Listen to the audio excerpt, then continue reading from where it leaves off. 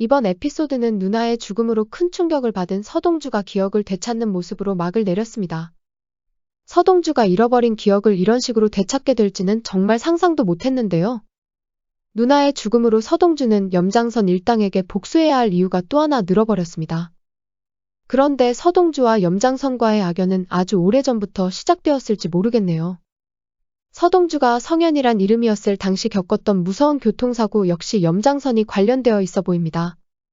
아직은 심증뿐이지만 그때 당시 정황은 염장선이 배우임을 가리키고 있습니다. 트럭으로 무식하게 밀어버리는 방식도 완전히 염장선 스타일로 보이는데요.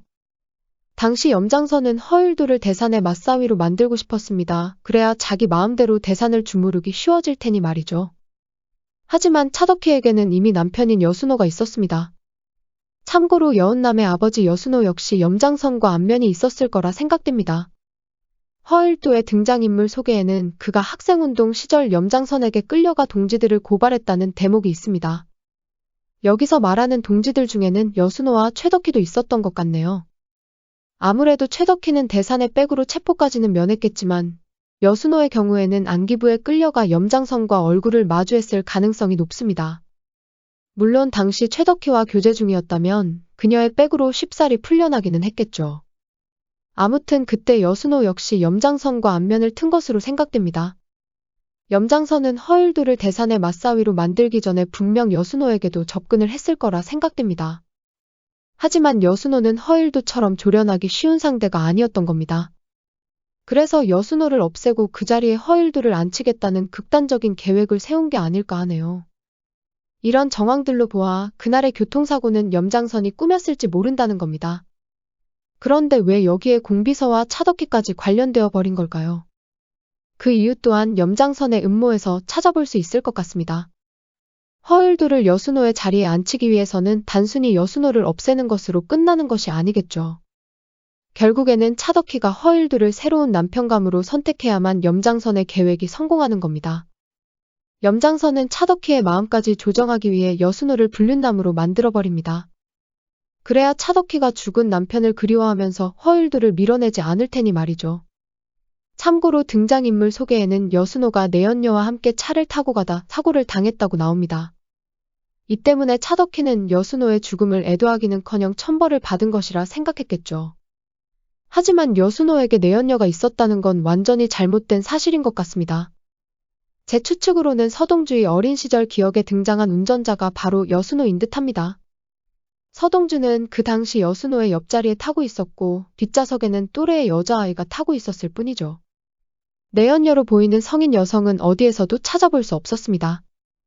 결국 여순호는 불륜남이란 오명을 뒤집어쓰고 염장선에게 살해당한 것이라 보는 게 맞는 것 같네요. 그럼 대체 여순호와 서동주는 무슨 관계인 걸까요? 우선 서동주의 출비를 알고 있을 듯한 인물이 지난 에피소드에서 잠깐 등장했습니다. 바로 강성이란 인물인데요. 조경기사 강성은 허율도와 여순호를 알고 있는 대학 동창이었습니다. 그런데 그런 그가 서동주를 보고 낯이 익다고 말했습니다. 솔직히 여기서 유추해 볼 수 있는 건 서동주가 그의 대학 시절 친구 누군가와 많이 닮았다는 거겠죠. 기억이 가물가물하다는 건 아주 오래전에 보고 다시 만나지 않은 친구라는 겁니다. 참고로 서동주 아버지 세대의 배경은 학생운동이 한창이던 시절이었습니다. 이때 많은 젊은이들이 희생당했고 그중 서동주의 아버지도 끼어있을 거라 생각되네요. 아마도 그는 여순호와 가장 친했을 거라 생각됩니다. 서동주의 아버지는 안기부로 끌려가 염장선의 손에 목숨을 잃었던 게 아닐까 합니다. 이후 여순호는 친구의 아들인 서동주는 나 몰라라 하지 않고 뒤에서 후원해 주었던 게 아니었을까요? 그런데 차덕희는 남편 여순호가 밖에서 딴살림을 차려 서동주를 낳은 것이라 오해한 것 같습니다. 물론 그런 오해 또한 염장선이 조작해낸 큰 그림의 한 부분이었겠지만 말이죠. 남편을 의심하기 시작한 최덕희는 공비서를 시켜 남편의 뒷조사를 하게 됩니다. 그리고 그날의 비극이 발생하고 말았던 것이죠. 비가 많이 오던 그날 밤 공비서는 뒤에서 몰래 여순호의 차를 미행 중이었습니다. 여순호의 차에는 앞서 언급한 2명의 아이들이 함께 타고 있었습니다.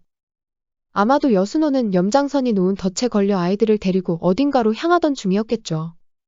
목적지로 향하는 길은 꾸불꾸불한 급경사와 언덕이 많은 산악 지형이었습니다. 염장선은 바로 이곳을 여순호의 무덤으로 선택한 것이었죠. 공비서는 멀리서 여순호의 차를 뒤쫓고 있었는데 갑자기 커다란 트럭이 그녀를 추월해 갑니다. 그리고 얼마 지나지 않아 여순호의 차를 절벽으로 밀어버리고 뺑소니를 쳐버립니다. 놀란 공비서는 잠시 그곳에 차를 멈추고 추락한 여순호의 차를 살피는데요. 갑자기 차 안에서 어린 남자아이가 살려달라는 목소리가 들린 것이었습니다. 어쩔 줄 몰라 하던 공비서는 너무나 두려운 나머지 살려달라는 아이의 애원을 외면하고 도망쳐버립니다. 그리고 얼마 뒤 차량이 폭발하는 소리를 멀리서 듣게 되는 공비서. 이후 집으로 돌아온 그녀는 차덕희에게 여순호는 물론 함께 타고 있던 성현도 죽었다고 보고하게 된 거죠. 성현의 살려달라는 애원을 외면한 공비서는 그날 이후 무거운 죄책감에 짓눌려 살게 된 거라 추측해봅니다.